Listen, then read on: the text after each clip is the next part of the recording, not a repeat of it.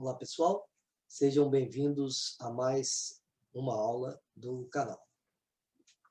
Dando continuidade às aulas de Power BI, hoje nós vamos mostrar alguns recursos de geração de listas. Tá? Antes de iniciarmos a aula, se vocês ainda não estiverem inscritos, juntem-se a nós, se inscrevam e ao final do vídeo deem um like ou um dislike.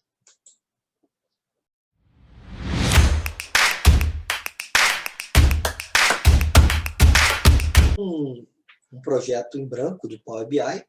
Nós vamos trabalhar, nós vamos iniciar com um projeto em branco. Vamos para o editor de consultas, aqui na guia, no grupo transformar dados. Ele vai abrir o editor do Power Query e nós vamos mostrar alguns recursos de criação de listas no Power BI.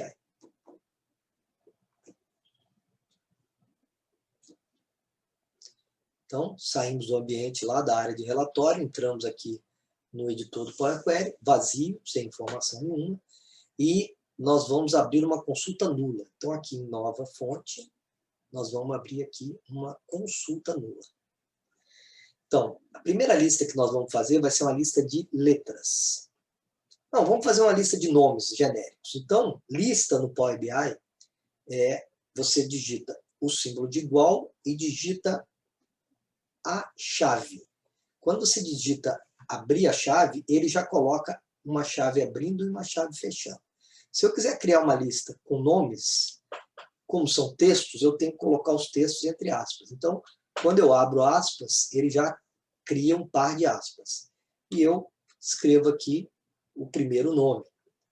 Esse seria uma lista de um único nome. Se eu quiser um outro nome, eu boto uma vírgula, abro aspas e escrevo um outro nome. E assim a gente pode criar a lista com quantos nomes a gente quiser. Tá?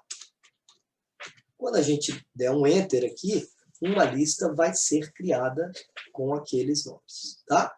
Então, a criação de listas com nome a partir de uma consulta nula, basta colocar o símbolo de igual, abrir e fechar chave e colocar os valores da lista entre aspas. Se eu quiser depois transformar essa lista numa tabela, é só clicar aqui em para converter para a tabela. Então, aquela lista que tinha um símbolozinho de lista, agora virou uma tabela. Tá? Do mesmo jeito que nós fizemos uma lista com nomes, a gente pode fazer com letras. Então, eu vou abrir uma nova fonte aqui, nula. Só que a vantagem da lista de letras é que eu posso fazer uma lista sequencial sem eu precisar digitar todos os elementos da lista. Por exemplo, se eu quiser fazer uma lista de A até Z, eu não preciso digitar as 26 letras. Eu coloco a primeira letra, como é texto, tem que estar entre aspas, e aí eu coloco um ponto, e coloco a última letra. Tá? Então, isso aqui, o Power BI já entende que eu quero fazer uma lista de A até Z. Então, quando a gente der o Enter, a gente criou uma lista com as 26 letras do alfabeto. Tá? Também vamos transformar para a tabela. O mesmo raciocínio serve para número. Então, se eu vier aqui em nova fonte, abrir uma consulta nula e colocar símbolo de igual, abrir a chave e colocar ponto 100, reparem que, como agora é número, eu não preciso botar aspas, tá? E der um Enter, ele vai criar uma lista com 100 números. Tá? Então, conceito de listas, e aqui vamos converter para a tabela. Então, criamos 3 listas. Podemos renomear aqui para nomes. Aqui para letras. E aqui para números. Agora, imagine... e agora eu quero fazer uma lista de datas. Aí, com a data, a gente não consegue criar uma lista diretamente só colocando, abrindo e fechando a chave. Mas existe uma função da linguagem M, que nós vamos utilizar ela aqui, ó.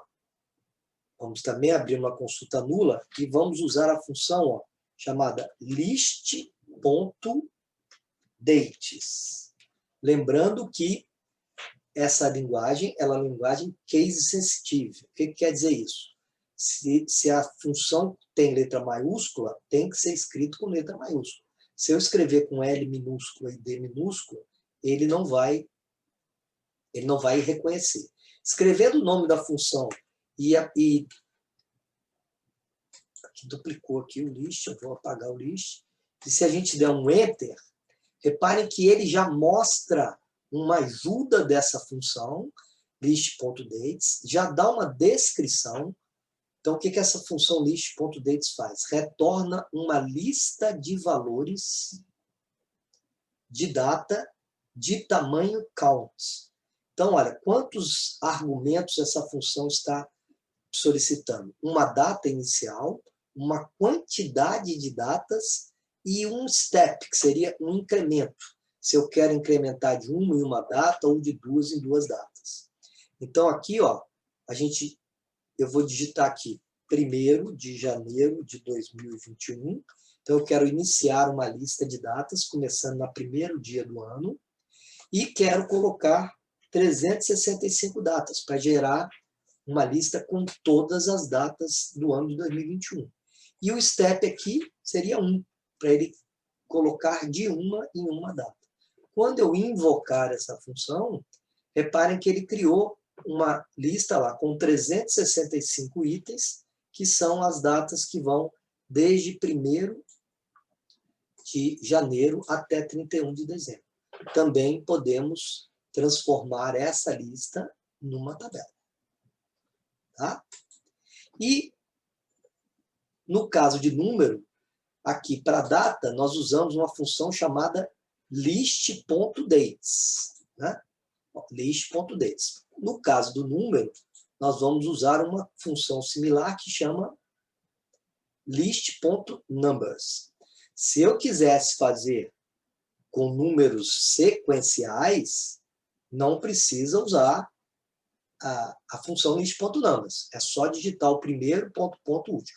Mas se eu quiser fazer uma lista de 5 em 5, eu preciso usar a função list.numbers. Então, nós vamos abrir uma consulta nula e vamos escrever aqui, ó, igual list.numbers.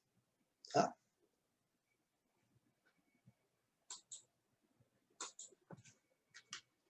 Vamos dar um Enter. Ele vai abrir a ajudazinha lá da função. E aí ele pergunta, qual é o primeiro número que eu quero? Então, eu vou botar aqui o número 1. Qual é a quantidade de número que eu quero? Vou botar aqui 100. E qual é o incremento? Repara que o incremento ele é opcional. Se eu não puser, ele vai fazer uma lista de 1 a 100 normalmente. Mas se eu puser um incremento de 5 em 5, o que ele está dizendo? Ele não vai fazer uma lista de 1 a 100. Ele vai fazer uma lista com 100 números e pulando de 5 em 5. Então, quando a gente invocar a função, olha lá, ele criou uma lista começando do número 1, com 100 itens, variando de 5 em 5. Também podemos transformar para tabela. Tá? Então, a aula de hoje, o que eu queria mostrar para vocês era isso. E espero que tenham gostado da aula. Não deixem de dar um like ou um dislike. E lembrando que o canal está publicando um vídeo toda quinta-feira. Tá? Então, se inscrevam para receber as notificações das próximas aulas. Até lá!